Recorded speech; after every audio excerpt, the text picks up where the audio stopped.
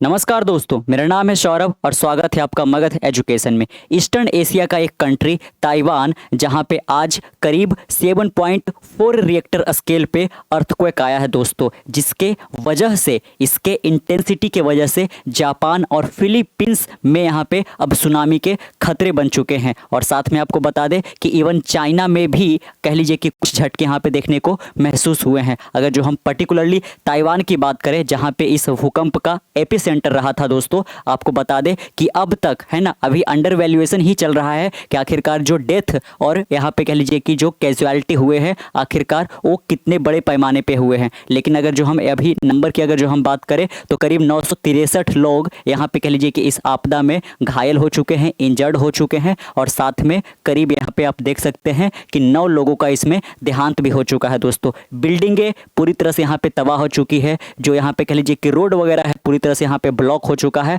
और ये छोटा सा कंट्री आज कह लीजिए कि यहाँ पे है ना 25 सालों में इतना बड़ा जो डिस्ट्रक्शन है वो इसको देखने को मिला है दोस्तों, है ना। आप इसका अंदाजा लगा सकते हैं, देख सकते हैं कि कितनी बड़ी जो ये बिल्डिंगें हैं यहाँ पे, है ना, धाराशाही होने के कगार पे आ चुकी है यहाँ पे, है ना। क्योंकि इसका जो इंटेंसिटी था दोस्तों वो 7.4 रिएक्टर स्केल पे मेजर किया गया, जो कि काफ़ी ज़्यादा यहाँ पे होता है। और साथ में हम यहाँ पे भी देखने की कोशिश करेंगे कि आखिरकार इतने जो भूकंप आते हैं उसके पीछे कारण क्या है ना। लेकिन उसके बीच हम देख लेते हैं कि हमारे प्रधानमंत्री नरेंद्र मोदी के द्वारा यहाँ पे सॉलिडारिटी एक्सप्रेस करते हुए ताइवान को क्या बोला गया है इस मुश्किल की घड़ी में। आप यहाँ पे देख सकते हैं, deeply saddened by the loss of life due to earthquake in Taiwan today, our heartfelt condolences to the bereaved families and wishes for a speedy recovery to the injured. We stand in solidarity with the resilient people of Taiwan as they endure the aftermath and recover from it. आपको बता दें दोस्तों Taiwan के बारे में, है ना, तो ताइवान एक सेमीकंडक्टर चिप को मैन्युफैक्चर करने के मामले में दुनिया का सबसे अव्वल किस्म का कंट्री है दोस्तों। ये भले ही बहुत छोटा सा कंट्री है और इस पे लगातार यहाँ पे कह लीजिए कि चाइना के द्वारा दबाव बनाया जाता है, और ऐसा आपको देखने को भी मिल सकता है कि अगले 1-2 वर्षों में चाइना इस पर अटैक भी कर दे दोस्तों, है ना। तो कह लीजिए कि एक छोटा सा कंट्री इतने दबावों के बीच भी यहाँ पे जो सेमीकंडक्टर इंडस्ट्री है काफ़ी ज़्यादा इसमें आगे आ चुका है। लेकिन अगर जो है ना कह लीजिए कि इस तरीके से नेचुरल डिजास्टर यहाँ पे इतने बड़े पैमाने पे हिट करेंगे तो ये कंट्री को पूरी तरह से यहाँ पे इकोनॉमिकली, है ना, स्ट्रक्चर वाइज और यहाँ पे इंफ्रास्ट्रक्चर वाइज पूरी तरह से ये तबाह कर देगा दोस्तों, है ना। आप देख सकते हैं कि जो यहाँ पे ये हॉलैंड करके है ना, आप ताइवान को आप यहाँ पे देख सकते हैं, ये एक महज टापू कंट्री है दोस्तों, काफ़ी छोटा सा है। लेकिन आपका अगर जो आप है ना इसके ईस्टर्न कोस्ट पे आप नज़र डालेंगे तो यहाँ पे क्या पड़ता है, हुआलिन, जहाँ पे इसका एपी सेंटर बताया गया। आखिरकार एपी सेंटर क्या होता है ना, तो ये भी हम समझने की कोशिश करेंगे, है ना। इसको हम एक छोटे से मैप से आप यहाँ पे आप देख सकते हो दोस्तों। लेकिन उसके पहले आप देख सकते हैं कि जो ये 7.4 मैग्नीट्यूड का जो ये अर्थक्वेक यहाँ पे जापान के ईस्टर्न कोस्ट पे हिट किया है दोस्तों, है ना, उसके बाद जो आफ्टर शॉक यहाँ पे देखने को मिला है, उसका जो झटका है वो यहाँ पे कह लीजिए कि चाइना के अंदर भी उसके महसूस किए गए हैं। और साथ में जापान और यहाँ पे फिलीपींस का जो यहाँ पे कह लीजिए कि कोस्टल रीजन है, वहाँ पे सुनामी आने का खतरा अब बढ़ चुका है दोस्तों। आप देख सकते हैं कि ताइवान की जो फायर डिपार्टमेंट है उन्होंने बताया है यहाँ पे कि रेस्क्यू ऑपरेशन काफ़ी ज़ोरों शोरों से यहाँ पे चलाया जा रहा है, ताकि यहाँ पे मलबे में दबे लोगों को यहाँ पे, है ना, निकाला जा सके और उनका हॉस्पिटलाइजेशन यहाँ पे किया जा सके। आप देख सकते हैं ये ताइवान के इतिहास में पिछले 25 सालों में सबसे बड़ा यहाँ पे भूकंप यहाँ पे इतने बड़े स्केल पे ये आया है दोस्तों। तो जैसा कि आपको पता होगा कि ये जो हमारा पूरा वर्ल्ड है ना, ये जो हमारा भूपटल है वो कई सारी यहाँ पे कह लीजिए कि टेक्टोनिक प्लेट्स पर यहाँ पे अवस्थित है दोस्तों, यहाँ पे, है ना। उन टेक्टोनिक प्लेट्स का आप एक पिक्चर यहाँ पे देख सकते हैं जो कि यहाँ पे लगातार मूवमेंट करते रहती है ना।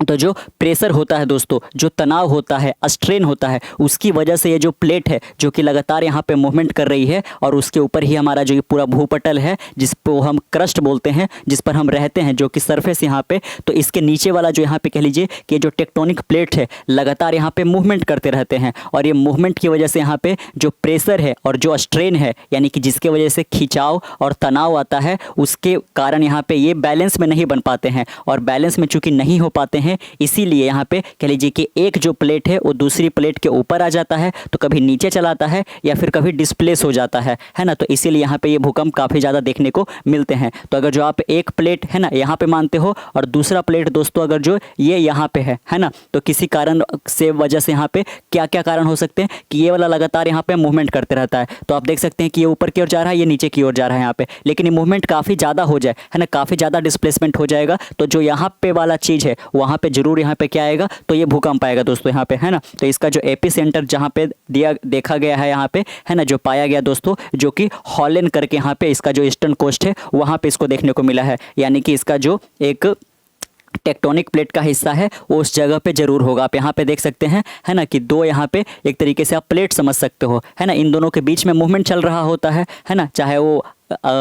आगे पीछे हो जाए या फिर आप देख सकते हो कि ये नीचे चला जा रहा है और ये ऊपर चला जा रहा है। तो अगर जो इस वाले पोजीशन पे कोई चीज़ होगा तो वहाँ पे कह लीजिए कि उसका डिस्ट्रक्शन होना तय है यहाँ पे, वहाँ पे भूकंप यहाँ पे आने का खतरा दोस्तों बढ़ जाता है ना। है ना, आप यहाँ पे भी देख सकते हैं कि जो भौगोलिक प्लेटें हैं दोस्तों, है ना, जिसको यहाँ पे कह लीजिए कि जो कि हमारे भूपटल के नीचे होते हैं, वो दबाव या तनाव के कारण संतुलन की अवस्था में वो नहीं रह पाते हैं। और जब भी प्लेटों में जो खिंचाव जो है, ये जो स्ट्रेन है ना, ये काफ़ी ज़्यादा जब बढ़ जाता है दोस्तों, है ना, या फिर कह लीजिए कि वो जो दोनों आपने सिलाएँ को देखा होगा, है ना, ये जो दो आप सिलाएँ को देख रहे हैं, अगर जो प्रेशर इतना ज़्यादा पड़ा है ना, कि कह लीजिए कि अगर जो विस्थापित ही हो चुका है एक तरीके से, है ना, आप देख सकते हैं कि सिलाओं पर अगर जो दोनों पार्श्व से, अगर जो दोनों ओर से अगर जो दबाव ज़्यादा पड़ा है और वो कि उनके सहन शक्ति से बाहर चला जाता है, तो यही जो सिला है दोस्तों एक दूसरे से विस्थापित हो जाती है और वहाँ पे एक तरीके से जो है ना मूवमेंट हो रहा है टेक्टोनिक प्लेट का, वो एक तरीके से फॉल्ट हो जाता है, जिसको हम क्या बोलते हैं, तो भ्रंश भी बोलते हैं। अब ऐसा नहीं है कि, है ना, केवल डिस्ट्रक्शन ही हुआ है ना, बहुत सारे, है ना, पास्ट में जो अर्थक्वेक हुए हैं दोस्तों, उसकी वजह से, है ना, जो हमारा माइनिंग एरिया है उस चीज़ को, है ना, उसका भी डिस्कवर हुआ है कि अंदर में जो खजाना छिपा हुआ है, कोयले का खदान हो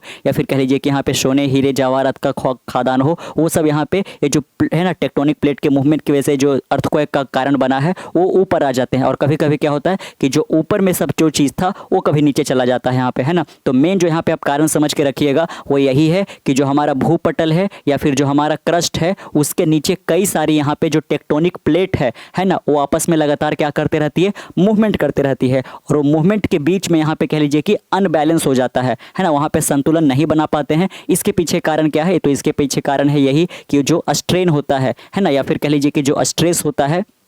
मूवमेंट के कारण जो पैदा होता है दोस्तों, वो कभी कभी इतना ज़्यादा हो जाता है कि एक प्लेट दूसरी प्लेट से यहाँ पे पूरी तरह से डिस्प्लेस ही हो जाते हैं और जिसके कारण जो हम कंपन महसूस करते हैं वो भूपटल पर कंपन महसूस करते हैं। और ये वाला जो एरिया है पर्टिकुलर दोस्तों, ताइवान, जापान, यहाँ पे काफ़ी सारे यहाँ पे टेक्टोनिक प्लेट है ना इस भूपटल के नीचे में मौजूद हैं। ये जो आइलैंड कंट्री है या फिर या जो टापू वाले देश यहाँ पे काफ़ी ज़्यादा डिस्ट्रक्शन इस तरीके से देखने को मिलते रहता है। लेकिन जो ताइवान के साथ यहाँ पे हुआ है वो पिछले 25 सालों में ये सबसे बड़ा डिस्ट्रक्शन है ना। 963 लोगों का इंजर्ड हो जाना, 9 से 10 लोगों का यहाँ पे मारा जाना और जो यहाँ पे बिल्डिंगे है ना, चाहे कह लीजिए कि ब्रिजेज वगैरह हो गए, बिल्डिंगे वगैरह हो गए, सड़कें वगैरह हो गए यहाँ पे, और कई सारे जो इंपॉर्टेंट इंफ्रास्ट्रक्चर था दोस्तों, है ना, वो सारे यहाँ पे तबाह हो चुके हैं यहाँ। तो इस अवस्था में यहाँ पे कह लीजिए कि वेस्टर्न वर्ल्ड से अमेरिका ने भी यहाँ पे है ना कह लीजिए कि अपना मदद पहुँचाने का आगाह किया है। और साथ में ये देखना काफ़ी दिलचस्प होगा कि अगर जो क्वाड कंट्री है वो अगर जो इकट्ठे यहाँ पे है ना मुहैया करा पाते हैं सुविधा की नहीं,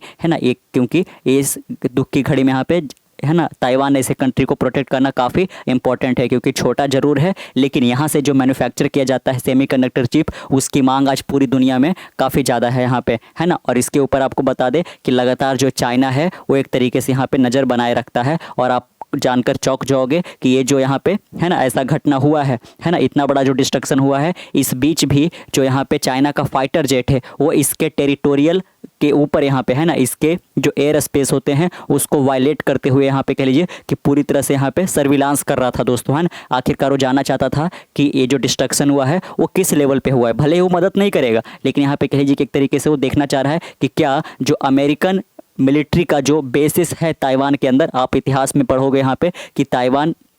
ये काफ़ी ज़्यादा है ना एक तरीके से वॉर जोन के बीच में भी रहा है और यहाँ पे अमेरिका को काफ़ी ज़्यादा नुकसान भी हुआ है दोस्तों, जिसको हम ताइवान वॉर के भी नाम से जानते हैं यहाँ पे, है ना। ताइवान एक अलग यहाँ पे है जो खुद को चाइना कहना चाहता है और एक जो मेनलैंड चाइना है वो भी खुद को चाइना कहता है। और यहाँ पे कह लीजिए कि ये जो ताइवान है उसको चाइना एक अलग कंट्री नहीं मानता है, वो मानता है कि ये जो ताइवान है वो उसी का है ना एक टेरिटोरियल हिस्सा है, वो उसी का एक यहाँ पे अंश है। तो इसको हम अलग से जो वैल्यू है वो हमें नहीं देना चाहिए और इन है ना आगे आने वाले दिनों में इसके ऊपर अटैक भी होने का काफ़ी ज़्यादा खतरा बना हुआ है यहाँ पे। तो कैसा लगा आपको जानकारी यहाँ पे ताइवान के बारे में जानकर यहाँ पे नीचे कमेंट बॉक्स में जरूर बताइएगा। मिलते कल एक नए वीडियो के साथ, तब तक के लिए keep learning keep growing. This is Saurabh signing off से नेक्स्ट वन। Bye bye.